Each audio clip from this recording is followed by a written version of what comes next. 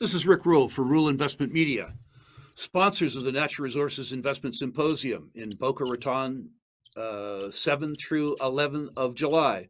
Whether you attend in person or whether you join thousands of others and attend at home via live stream, what you need to know is that we will be producing 50 or 60 hours of very high quality, very intense content that you have to absorb over 4 days. And 4 days isn't enough to absorb it. To that end, whether or not you attend in person or via live stream, the content will be recorded and you could and should revisit it time and time again. Also, to that end, we're interviewing every single uh, conference exhibitor and every single speaker before the conference so that you can familiarize yourself with the material before the conference and use the time at the conference to your very best possible advantage. Nomi Prins, who I'm interviewing today, has been a crowd favorite. Note that the attendees to our conference own the conference, which is to say, the people that you like come back, the people that you don't like don't come back. And Nomi Prins is consistently one of the top vote getters in terms of people that our attendees like.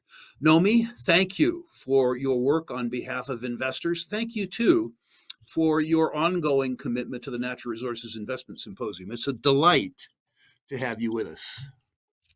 Thank you so much, Rick. It is such a delight to be voted by investors, by attendees of your conference to come back, because I know that there are so much synergies, so many things that we have to share with each other, and that I can't wait to discuss with your attendees. It is the high point, literally, of my year. So I want fairly briefly to understand how Nomi became Nomi. What is it in your background? What is it that you did in your developing years that caused you to be the expert that our attendees flock to hear year after year?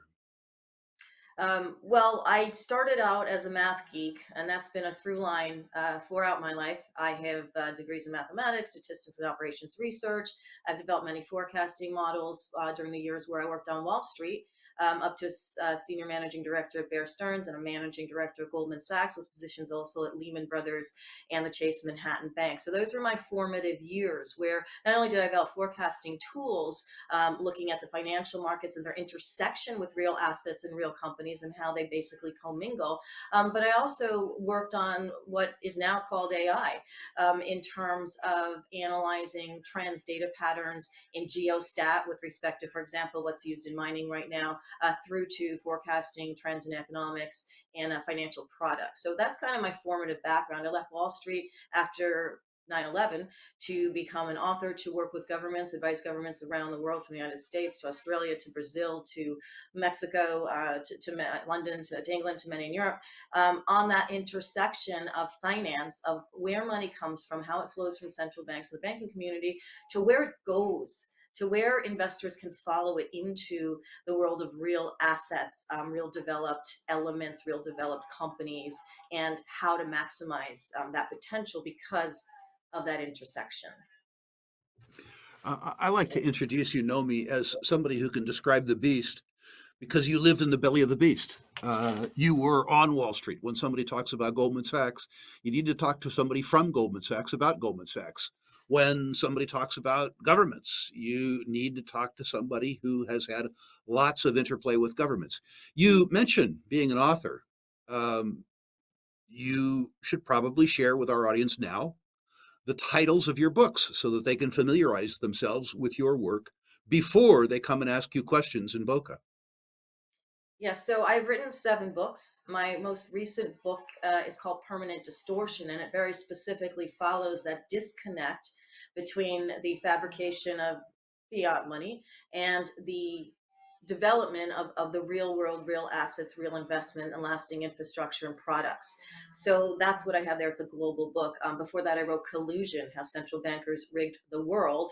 And that followed the post financial crisis time into how China, how Japan, how the European Union banks, and how the US Fed and so forth intersected with each other and basically inflated finance relative to real assets. Real assets are making a comeback now. And before that, I wrote, I'm not going to go through all my books, but before that, the other thing I wrote was All the President's Bankers, which is kind of my favorite book from a historical financial perspective because it traced something that's very relevant today, the specific intersection between Wall Street or the financial community globally, the US government, Treasury secretaries, and presidents, and policy. And policy today, I'm going to talk about it to an extent at the conference, is driving a lot of the investment into the real asset world, national security policy, economic policy, defense policy. Uh, a note to our attendees, which are watching this interview, what I'd like you to take away from this right now is the difference between what Nomi has to say and the experience that she's brought to bear and what you read or what you hear in the mainstream media, what you hear from financial journalists who might have a degree in journalism, but have absolutely zero experience in the belly of the beast. This is the important top line consideration about about our conference. You hear about the way the world is, not the way the big thinkers would prefer it to be. Now, Nomi, one of the things that struck me about your participation in our conference is that you actually do participate. I see you watching other people's presentations. I noticed that you went to one of our exhibitor sites in Brazil. You are available, which I really, really, really love. And I think our attendees love it too. What I want you to talk about now, as specifically as you are able, is what in particular you're going to talk about at our conference and why investors need to know it.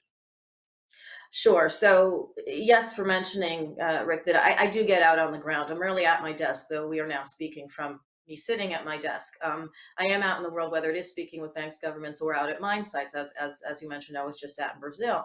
And why this really plays into what I'll talk about and how I love participating at your conference is that, yes, I speak with all the exhibitors. Yes, I watch many of the other speakers. And last year, I did speak with one of your exhibitors, Meteor, who has a mine site out in Brazil, and I went to visit their mine site. I was there for a number of days. It's a rare earth mine site. It's huge. It's very topical in terms of critical mineral and the intersection with defense and just international politics worldwide.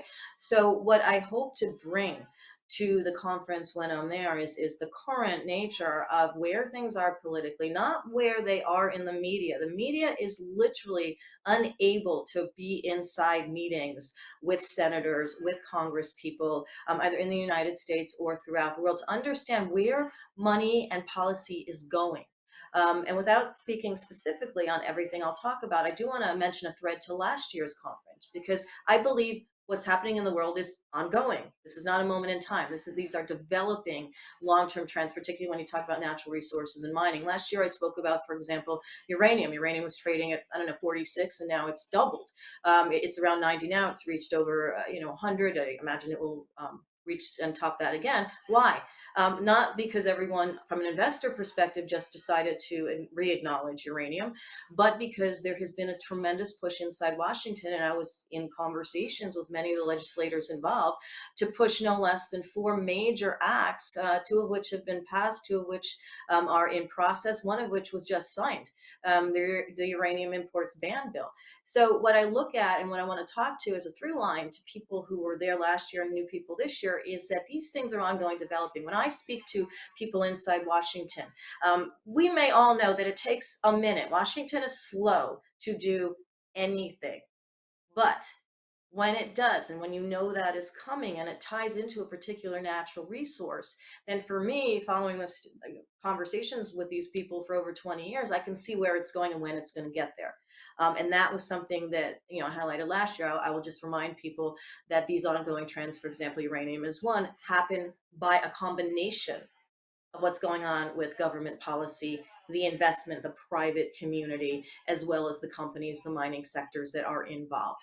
And I intend to expand upon that this year, talking about what is currently inside of Washington, particularly in the critical minerals space, where I think that particular pattern is emerging again in other parts of the natural resources space. And what that is going to mean is more legislation passed, more international conversations about similar legislation being passed, and more money flowing from the private sector as a result into particular areas. And this is global. This goes from the United States to China to Brazil and so forth. And so that's where I'm going to talk about the real asset boom, or bang, I think is how my speech is titled. That is coming in, and why and where. Nomi, we would, of course, prefer that the world get in contact with Nomi Prins through the Natural Resources Investment Symposium. But the truth is that you have been involved for the last 20 years in a lot of activities. And as I understand it, you are concentrating your efforts now, doing all the things you did them before, but doing them under one banner. Tell us what it is that you're doing. Tell us how people can reach you, and tell us about the products and services that you'll be offering the general public, and in particular the investment community. Sure. So I will be launching a my own consolidated company for doing all of those things. It includes writing, it includes working with governments and companies on specific targeted strategies and research in different sectors and areas and assets, and including also what will be a free subscription service, as well as obviously tailored more premium services for those things, and for also retail investors under a banner called Prins Insights Global, which really ties into my own experience. I've always considered the world the place from which information is gathered and information is shared and investments are done. It's not just one country. Everything is interrelated, particularly if we talk about what's going on underneath the ground, which is very specific to natural resources. And I will be doing that under one umbrella, so that when people say, "What are you doing?"